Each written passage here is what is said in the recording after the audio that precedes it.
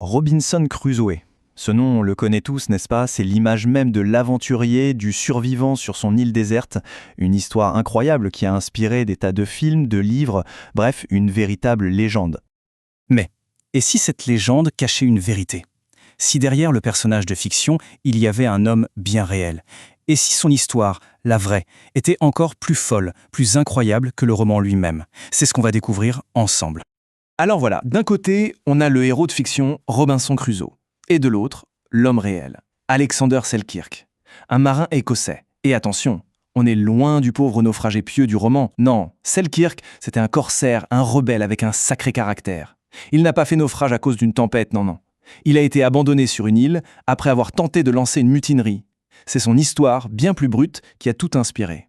Alors pour vraiment comprendre comment cet homme a pu se retrouver complètement seul au bout du monde, il faut d'abord revenir en arrière. Qui était-il vraiment, cet Alexander Selkirk, avant de devenir une légende malgré lui?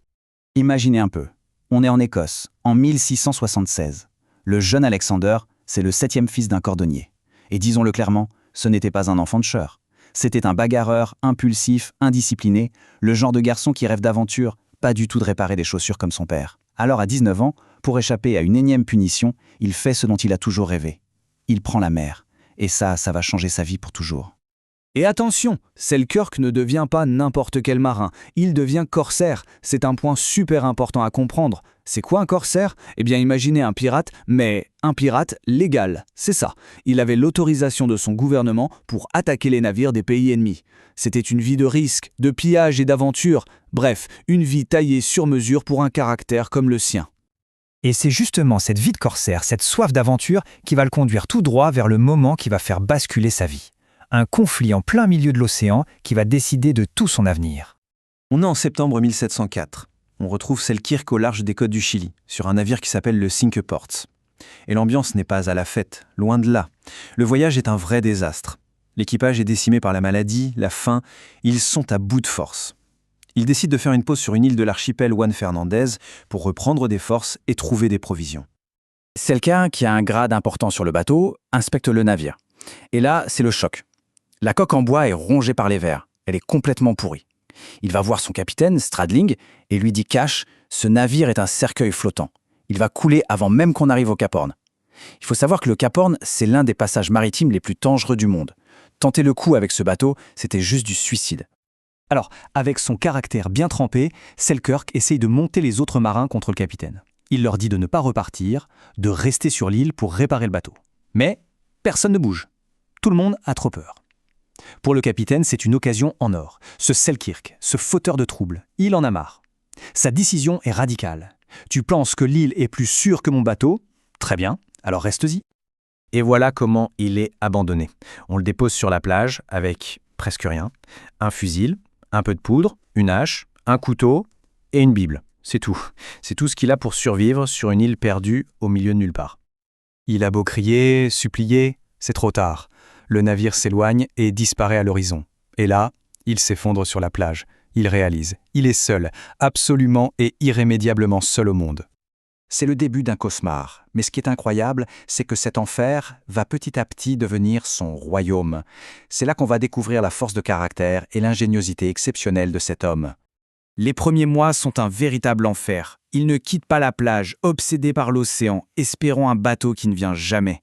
Il survit à peine, mangeant des coquillages crus. Le désespoir est tel qu'il pense même à en finir. Et puis, un événement inattendu va tout changer. Des otaries, énormes et agressives, envahissent la plage. Il est obligé de fuir vers l'intérieur de l'île.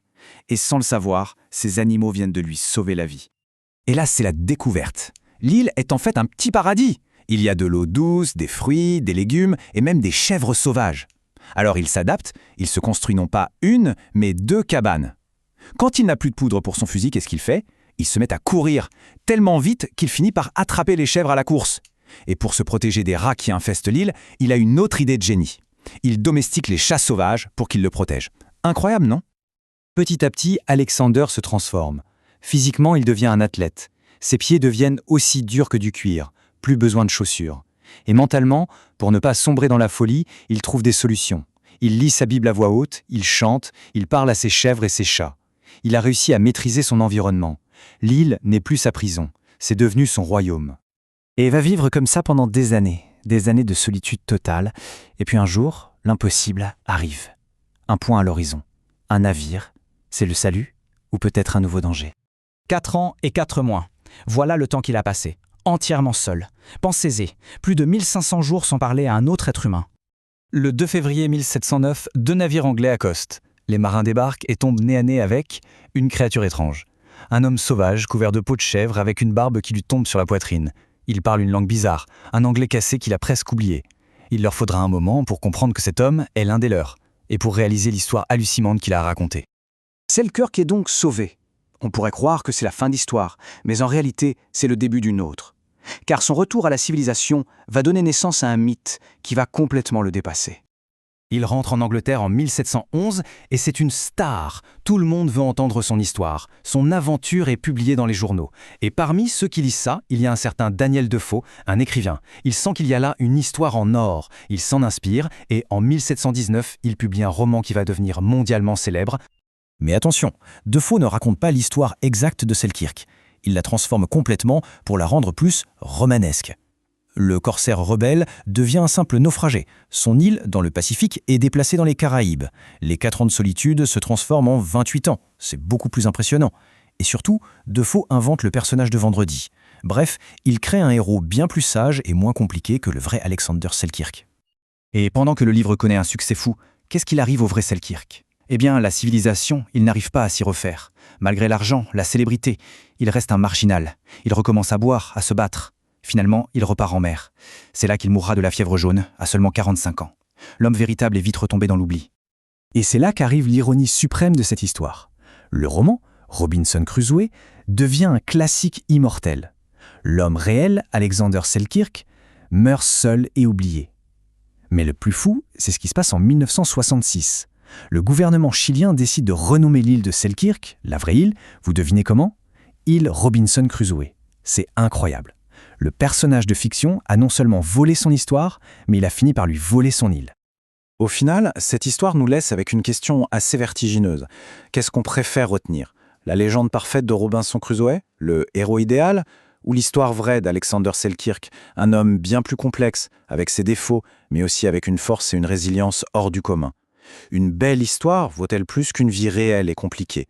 C'est une bonne question sur laquelle méditer.